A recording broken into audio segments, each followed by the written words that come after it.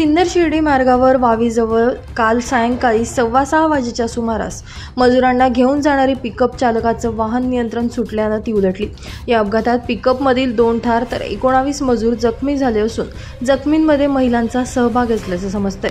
जगन राणू कोळपे व मंदाबाई गोपीचंद उशिरे वय 65 यांचा उपचारात सुरू असताना निधन झाले, तर सिंधुबाई कोळपे, ऋषिकेश पिसळ दोघे कोळपेवाडी तालुका कोपरगाव जिल्हा अहमदनगर, ललित शिंदे राहणार वावी, विजया सुदाम हाडोळे राहणार पिंपरवाडी यांच्यासह अन्य मजूर जखमी झाले असून जखमींवर सिन्नर शहरातील यशवंत हॉस्पिटल मागे उपचार सुरू आहेत, तर गंभीर जखमींना प्राथमिक उपचार करून नाशिक येथे पुढील उपचारार्थ हलवण्यात आले।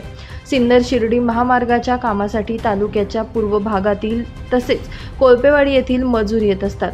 दिवसभर महामार्गाच्या कडेला असलेले गवत वगैरे काढणे, रस्ता सफाई व इतर कामे करणाऱ्या या मजुरांना ने-आण करण्यासाठी परिसरातीलच वाहनांचा वापर केला जातो।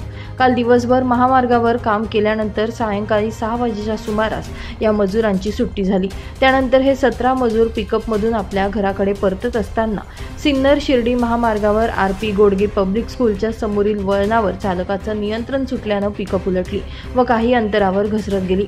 अपघाताची माहिती मिळताच वावी पोलिसांसह परिसरातील ग्रामस्थांनी घटनास्थळी धाव घेऊन जखमींना बाहेर काढून रुग्णवाहिकेद्वारे सिन्नर येथे यशवंत हॉस्पिटलमध्ये दाखल केले, तर गंभीर जखमींना प्राथमिक उपचारानंतर पुढील उपचारासाठी नाशिक या ठिकाणी पाठवण्यात आलं। दरम्यान अपघातानंतर महामार्गावर वाहनांच्या दुतर्फा रांगा लागल्या होत्या। वावी पोलीस ठाण्याचे पोलीस उपनिरीक्षक पायमोडे, हवालदार वैरागी, शिंदे व इतर कर्मचाऱ्यांनी वाहतूक सुरळीत केली। या प्रकरणी रात्री उशिरापर्यंत वावी पोलीस ठाण्यात गुन्हा दाखल करण्याचं काम सुरू होतं। पुढील तपास वावी पोलीस करत आहेत।